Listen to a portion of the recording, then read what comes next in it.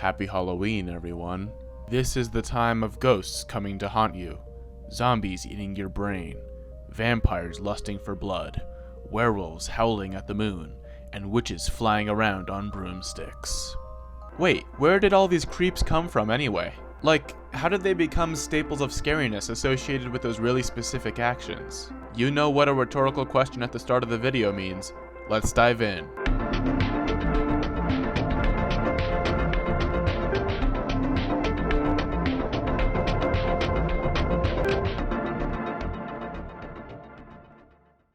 Let's start with ghosts.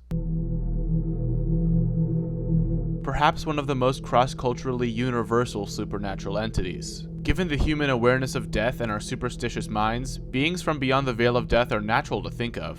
Ghosts are often scary, and if they aren't, they're almost always not to be trifled with. As you may know, the white sheet depiction of ghosts stems from burial shrouds worn by the dead, and this was simplified over time until you get the iconic eye holes in a bedsheet look. Honestly, since ghosts are such a basic and pervasive creature, there's not much else to say about how they became so iconic. Whether it's mischief, torment, or unfinished business, ghosts are everywhere in folklore and are a staple of spookiness. While our Halloween monsters are drawing their scariness from death, let's talk about zombies next.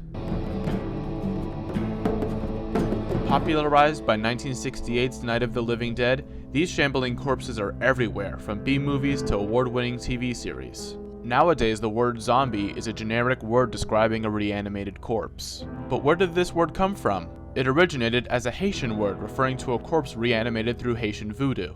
This word was imported into English. But where did the brain eating come from? It was actually introduced in one specific movie, 1985's The Return of the Living Dead, less than 50 years ago. While many zombie stories utilize curses or other magic, as understanding of the natural world increased, the more popular form of zombie shifted from supernatural to scientific means, such as diseases, fungi, parasites, and dangerous gases. But there's another undead creature who's still rooted in the supernatural.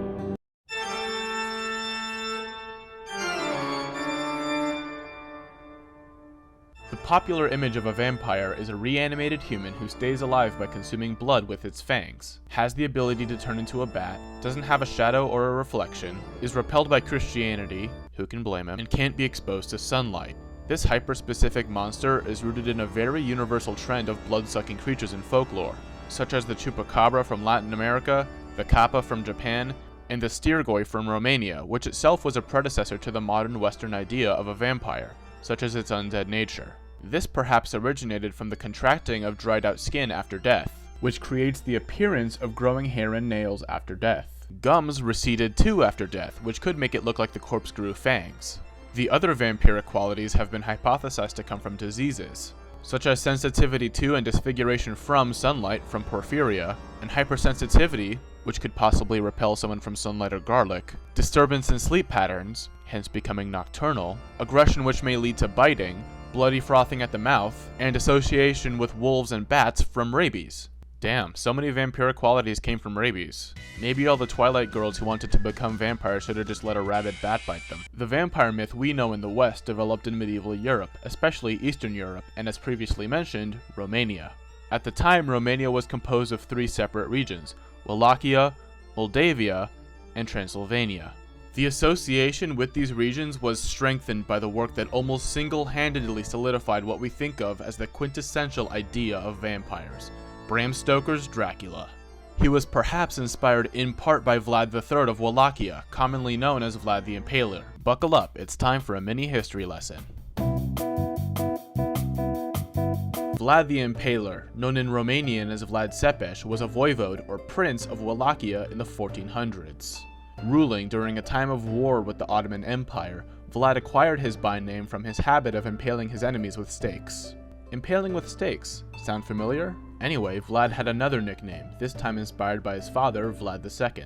He was known as Vlad Dracul, meaning Vlad the Dragon in Romanian. And since Vlad the Impaler was the son of the dragon, his other nickname was the diminutive form of Dracul, Dracula.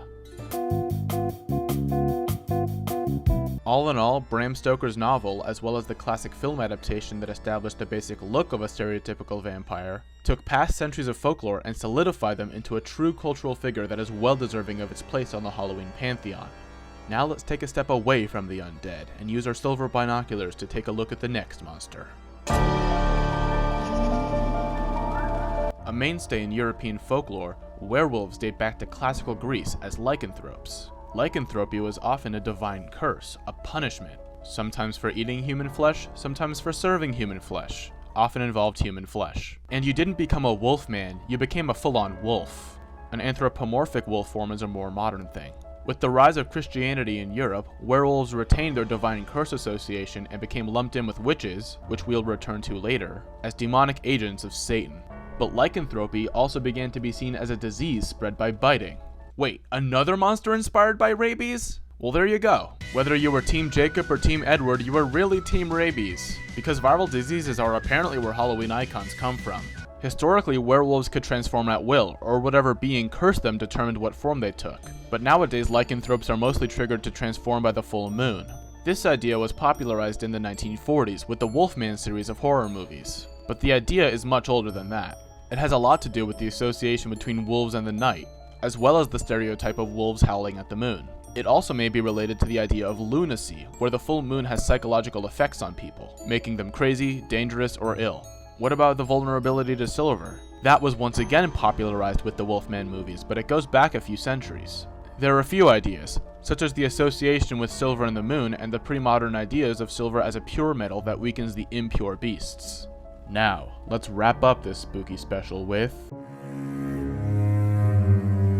Something resembling magic is quite universal, and was historically indistinct from religion itself, with shamans, healers, oracles, and mystics. Incantations and potions are pretty basic and universal, and back then everything was brewed in a cauldron anyway. These elements, combined with the femme fatale archetype, get you some famous mythical witches, like Circe from ancient Greece or Morgan Le Fay from Arthurian legend. But we're talking specifically about the stereotypical depiction of an evil broom-flying witch, and these witches don't resemble that at all.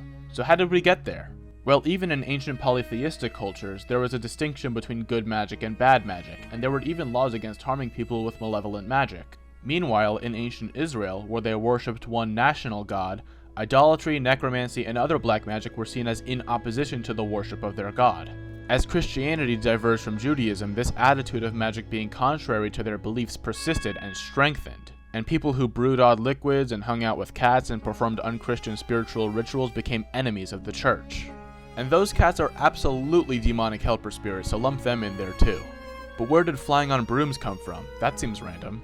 First off, women as a whole were associated with brooms because of their assigned domestic role. And a woman doing weird stuff that the church says is heretical in the Middle Ages is a big reason why the witch panic grew in the first place. So brooms might as well be implicated too. Another possible explanation traces it back to a pagan fertility ritual that supposedly included dancing on brooms and pitchforks. One more reason I found is a bit more R-rated, so skip to this time if you don't want any of it, because I'm not sugarcoating it at all. Okay, are the grown-ups still here? Fuck yeah. Okay, so drugs have been popular forever, and back in the day there were a couple of ways to ingest them. You could eat it or drink it and hope it doesn't nuke your digestive system, or you could absorb it some other way. For example, you could absorb it through your vagina. Yes. Actually. Apparently some women lathered up drugs on a broom, sat on it, and ran around, tripping balls throughout the town. So take that thing we just talked about and the pagan ritual from earlier and imagine you're a normal church-going medieval fella. You already think witches can fly, and there are multiple instances of people riding around on brooms doing weird stuff. Put the two together, these witches aren't just riding on brooms, they're flying on them. With all of these superstitions in place, there were numerous witch trials in the medieval and early modern periods, most popularly in Salem, but that's a whole other tangent. The last piece of the puzzle is the Wizard of Oz, which popularized the green skin and pointy chin, nose, and hat present in the classic Halloween witch.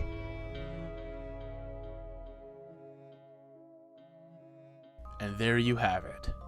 From universal entities like ghosts to highly specific ones like vampires, each staple of the Halloween season has plenty of history behind their modern stereotypical depictions. So whether you're young or old, I encourage you to celebrate this spooky season and recognize the coolness of the monsters that represent it. Once again, this has been Gammon Nerd, spreading knowledge with every upload. Subscribe if you like what you see, and happy Halloween!